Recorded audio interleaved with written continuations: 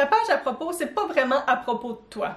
En fait, c'est à propos de tes clients à travers toi. Aujourd'hui, je vais te présenter ma structure en 5 étapes pour avoir une page à propos qui fonctionne bien.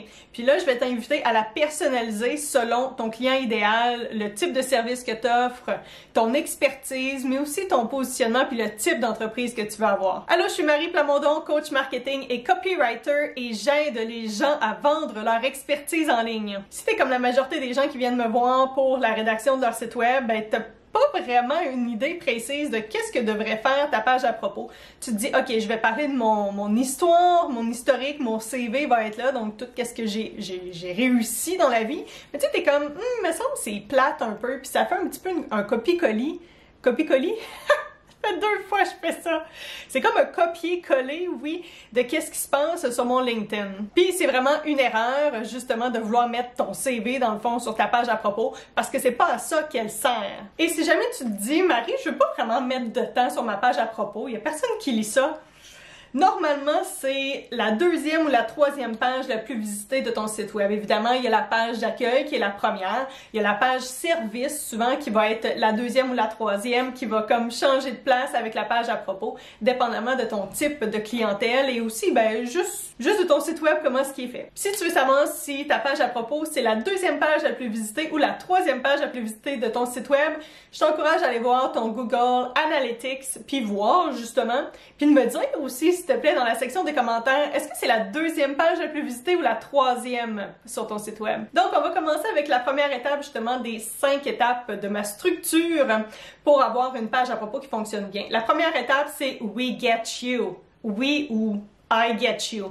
En gros, il faut que la personne ressente que tu comprends c'est quoi son struggle, tu comprends qu'est-ce qu'elle vit, soit que t'es passé par là, oui ça se peut, ou soit que tu as vu des gens près de toi qui sont passés par là, soit que tu as aidé plusieurs personnes, plusieurs clients peut-être même, à passer par ce que ton client idéal pense présentement. Puis sur ta page à propos, n'hésite pas non plus à avoir un headline justement qui mentionne, selon ton positionnement, que tu comprends ton client idéal. Parce que justement, la personne doit oui se retrouver là-dedans puis comprendre, voir en fait que tu comprends bien c'est quoi son struggle, mais aussi il devrait avoir un lien avec ton positionnement, donc un lien clair entre ton positionnement puis c'est quoi le struggle que tu comprends, puis de quelle façon est-ce que tu l'exprimes. Je vais te montrer maintenant un exemple que j'ai écrit pour une de mes clientes qui offre des services de consultation, de coaching et de la formation aussi en ressources humaines, donc vraiment tout ce qui est principalement pour les gestionnaires mais aussi les employés en général, mais c'est très RH. Donc le titre qu'on a choisi, c'est « Il n'y a rien de pire qu'obtenir un poste de gestion sans se sentir outillé pour affronter les nouveaux défis. »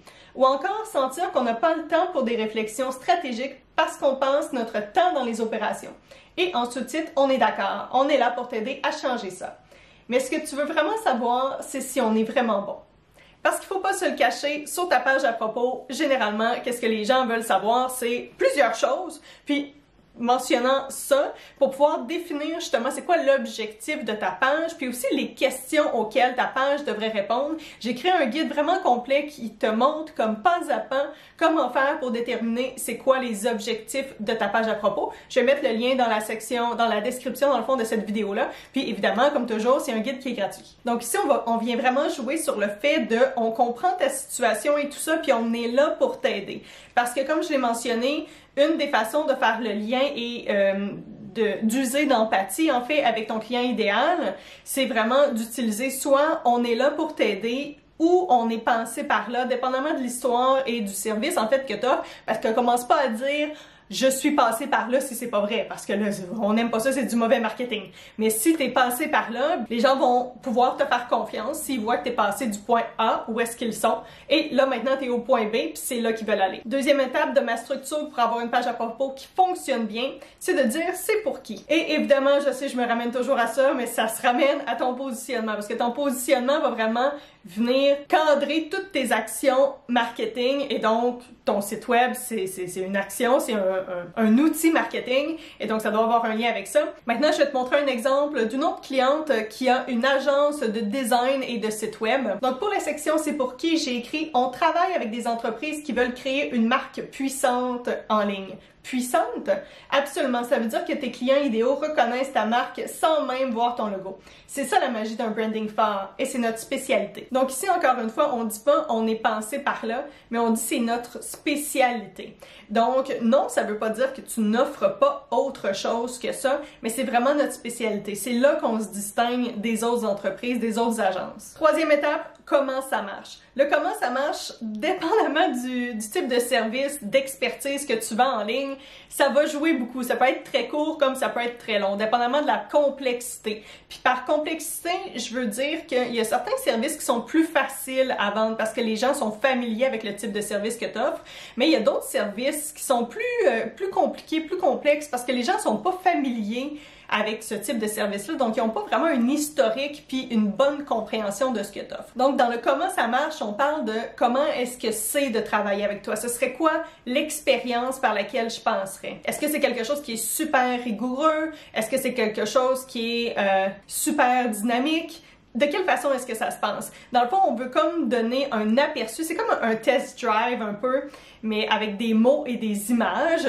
principalement des mots dans mon cas parce que je suis copywriter, mais on essaie justement de peindre la picture de comment est-ce que ça se passerait travailler avec toi. Donc là, c'est le temps, si jamais tu as un processus, justement, moi j'en ai un processus dans mon entreprise où est-ce que je passe à travers différentes étapes qui sont pas les mêmes qu'aujourd'hui dont on parle, mais par exemple le onboarding du client, ensuite j'ai la recherche, ensuite j'ai la planification et le copywriting, j'ai la révision, j'ai le lancement. Donc ça, c'est les étapes que moi j'ai et c'est à ce moment-là que tu peux en parler. Tu peux aussi utiliser des témoignages de clients, quelque chose que j'ai fait sur mon site justement, où est-ce que ça va vraiment venir parler, c'est des sections en fait de témoignages qui vont vraiment venir parler de comment est-ce que c'est de travailler avec toi. Et voici un autre exemple, cette fois-ci de mes clients kinésiologues pour la section comment ça marche. On veut te donner des résultats. On a donc un engagement minimum, soit 2 séances par semaine pendant 6 semaines.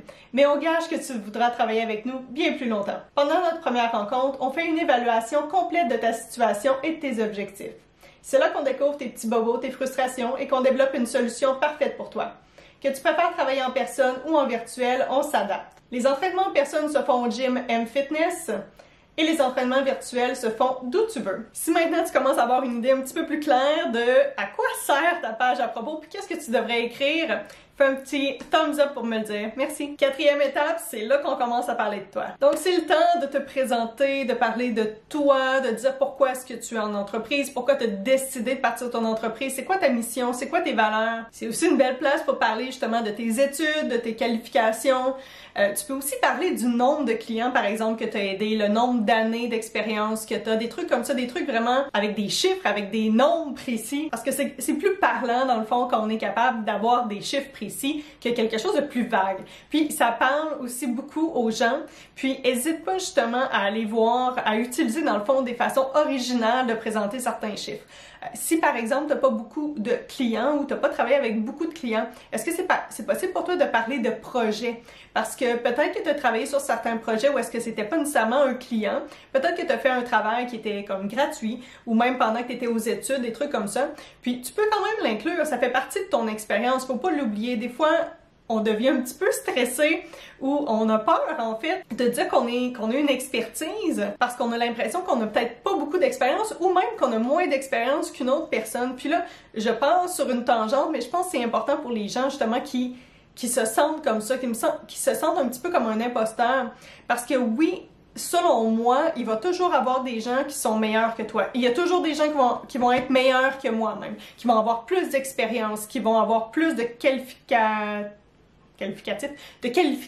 plus de diplômes, des choses comme ça. Mais il faut que tu te dises que, dépendamment du type de client que tu vises, il y a des clients que qu'est-ce qu'ils vont vouloir, c'est travailler avec une personne comme toi et non travailler avec l'autre personne. Donc, c'est pas parce qu'il y a quelqu'un dans ton domaine, dans ton milieu, peut-être même dans ton secteur, qui est meilleur que toi, ça veut pas dire que t'as pas ta place. Parce qu'il y a différents types de clients qui veulent différentes choses et donc, qu'est-ce que toi t'as à offrir qui est différent, ben même si c'est pas pour toi au même niveau, ça peut être suffisant puis même amplement suffisant pour ton client idéal. Mais pose-toi la question, est-ce que ce que je connais, puis est-ce que les services que j'offre, ce que j'offre en général, est-ce que ça permet à mon client d'atteindre son objectif? Est-ce que ça permet à mon client d'avancer, de progresser, d'aller un petit peu plus près de son objectif?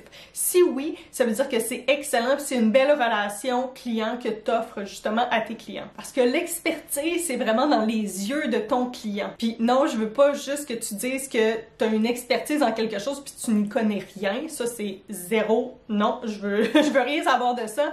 Mais il faut arrêter aussi d'avoir peur de ne pas tout connaître d'un domaine. Mais si tu es capable de te dire, oui, je suis capable d'aider mon client, tu as une expertise qui est super valable pour ton client. OK, on est vraiment parti dans une tangente. Là, on parlait vraiment de la section 4, qui est comme la section qui tu es. Puis là, tu peux y aller de tout bord, tout côté. Je te rappelle, justement, j'ai créé un guide pour déterminer c'est quoi les questions auxquelles tu devrais répondre, en fait, que ta page à propos devrait répondre. Puis, c'est dans la section, dans la description, dans le fond, de cette vidéo-ci, j'ai mis le lien. Télécharge-le pour pouvoir, justement, déterminer c'est quoi, puis pour que ce soit plus facile en fait pour toi d'écrire ta page à propos. Puis là, je sais qu'il y en a qui vont dire, est-ce que je devrais mettre des trucs comme plus personnels là-dedans? Libre à toi, il y en a plusieurs qui le font. Moi, je ne l'ai pas fait parce que j'avais pas nécessairement le goût. Je l'ai déjà fait par le passé, mais tu pourrais mettre une petite section avec des anecdotes, des trucs comme ça, des trucs où est-ce que les gens vont vraiment se familiariser avec toi en tant que personne et non seulement toi en tant qu'entrepreneur.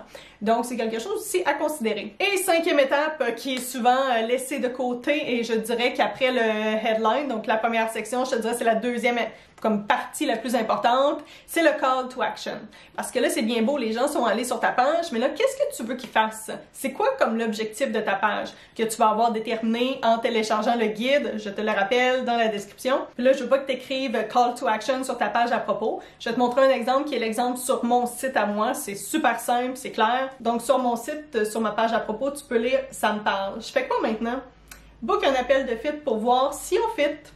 Donc là, tu as le bouton justement « Booker un appel de fit » et puis là, dans le fond, qu'est-ce que ça va faire? C'est que ça va mener la personne vers mon questionnaire et ma page de booking pour avoir une rencontre avec moi et pour déterminer justement c'est quoi le type de projet qu'elle a, c'est quoi ses objectifs, c'est quoi ses défis et voir si on fit ensemble et si on va pouvoir travailler ensemble prochainement. J'espère que tu as aimé. Si tu es quelqu'un qui veut vendre son expertise en ligne, j'aimerais beaucoup que tu t'abonnes à ma chaîne parce que je partage tout plein de conseils marketing pour t'aider justement à vendre ton expertise en ligne. Et aussi, n'hésite pas à m'écrire justement sur Instagram, c'est @lesincorporels. N'hésite pas à m'écrire, c'est quoi les questions justement que tu te poses par rapport au marketing? C'est à quel niveau est-ce que tu as besoin d'aide, que ce soit par rapport à ton site web ou d'autres trucs de copywriting ou de marketing, de ton expertise. J'aimerais beaucoup t'entendre. Donc, on se retrouve sur Instagram. Bonne semaine!